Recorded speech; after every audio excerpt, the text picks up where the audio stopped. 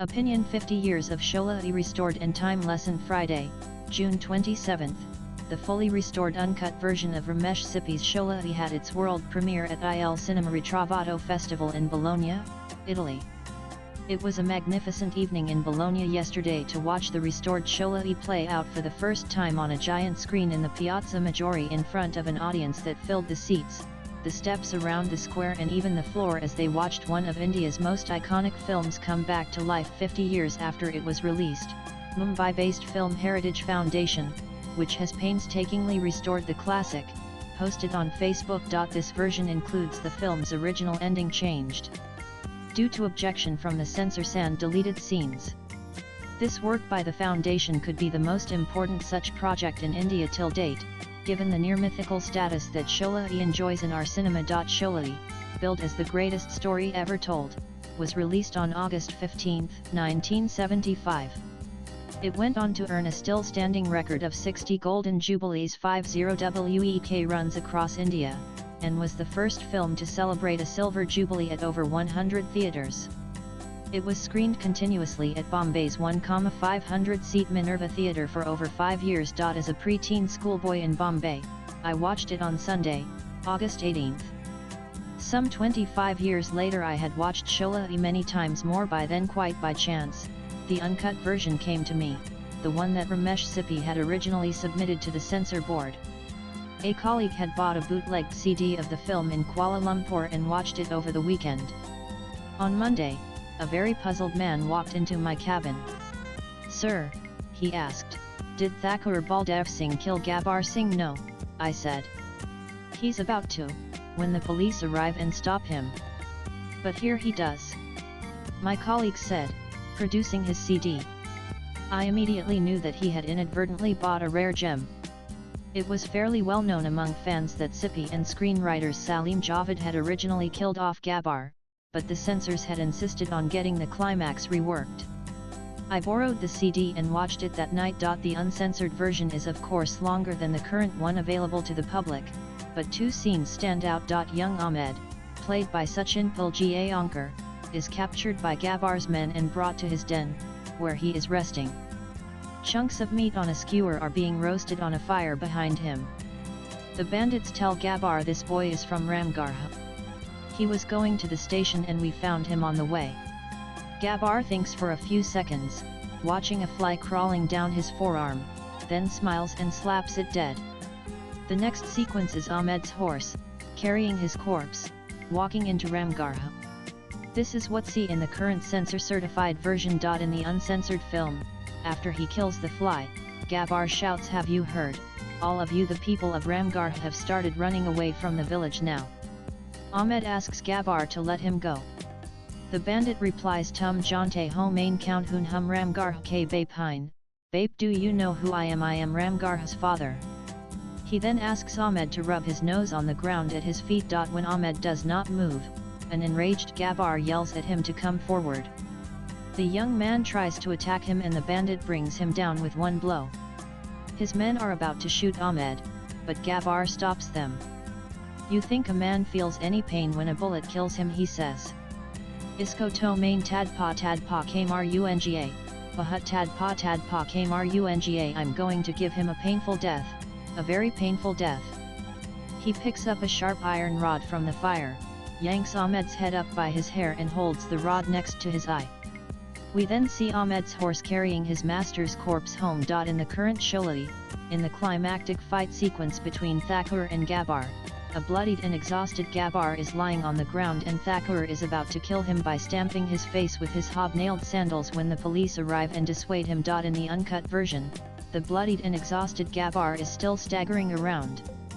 Thakur is about to strike him again when he notices that right behind Gabbar is a sharp iron rod protruding from one of the two stone pillars which the bandit had used to string him up to hack off his arms.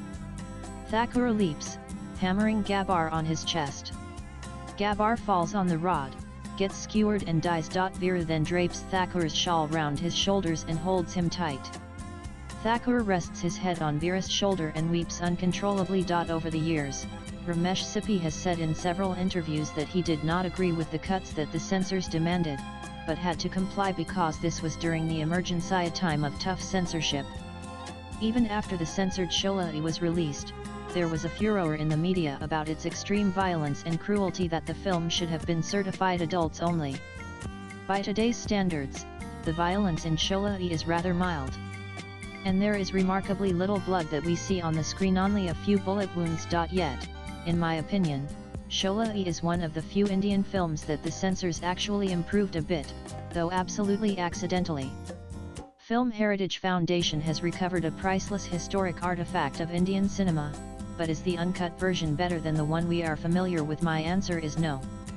The cruelty in Sholay lies in the acts that Gabbar commits, but the gory violence directly associated with them is off-screen. We do not see Thacker's arms being chopped off or his grandchild being shot by Gabbar. When Gabbar swats a fly dead, we know that the innocent Ahmed will be killed, and the effect is far more chilling than a graphic description of how he is killed. The latter, with its iron skewer, is merely stomach-churning. The censors gave the scene a haunting Gond aesthetic subtlety by leaving the details of Ahmed's horrific end to the viewer's imagination. But the original ending, with Gabbar dying exactly where he had chopped off Thacker's arms, is much more emotionally satisfying than the current one. It is poetic justice, neatly closing the loop between the atrocities that Thacker suffered and the punishment that Gabbar deserved. I will certainly enjoy a Sholay with this sequence replacing the current one. But the dacoits chasing Basanta's horse carriage for a full 5 minutes, which is a very long time in a movie, I can live without that. Or more of Sorma Bhopali and the jailer, we do not need that. Sippy himself pared Sholay down a few times. The film I watched in its 100th week re-release was shorter, with a few sequences dropped or shortened from the August 15, 1975 one. The current DVD and streaming platform versions are even shorter. In 2007, I had the dire misfortune of watching Ram Gopal Varma Ki Aig, Varma's unauthorized remake of Sholay.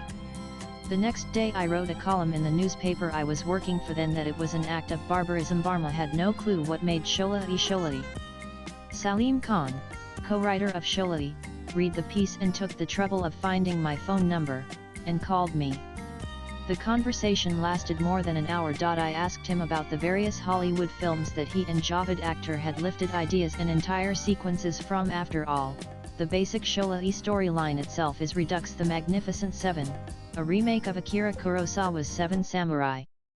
Some of these sources are well documented. Once upon a time in the West, the train robbery sequence and Gabbar killing Thacker's grandchild, the professionals, the final chase as Viru and Jay are escaping Gabbar's den with Basanti, Garden of Evil, the card draws inspired Jay's coin flipping tricks that underpin the entire narrative, and so on. I told him that I thought that every copied sequence was done far better in Sholay than the originals.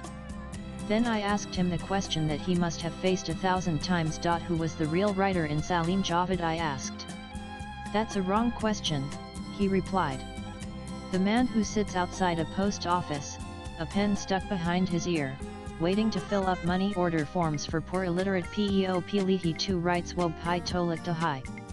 The correct question is Sakta Kaun Hai, who is the thinker? I did not press that point. He revealed that Sippy was upset that some upstart had remade his epic, but he had told Sippy that Varma's misbegotten attempt would only add to Sholay's glory and make its status in the Indian film pantheon even firmer. Varma's film, I assume, would have been withdrawn by the theaters within a week. Swipe left for next video. I intend to watch the uncut Sholay when it is released in theaters in India. Of course, Gensers may find it boring. It is almost 3.5 hours long, and even insipid computing power has made action sequences incredibly more awesome. Some may find it misogynistic. But like all great films, Sholay's fundamental themes remain universal and timeless: justice, loyalty, and sacrifice. The restored Sholay will of course keep film scholars busy for a while, but I hope that it also claims a small place in the consciousness of an audience born many years after the film set screens all across India on fire. The reviewer is former managing editor of Outlook, former editor of the Financial Express, and founding editor of Outlook Money, Open, and Swarajya magazines.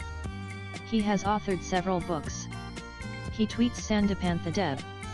The views expressed in this article are those of the author and do not represent the stand of this publication. Latest blogs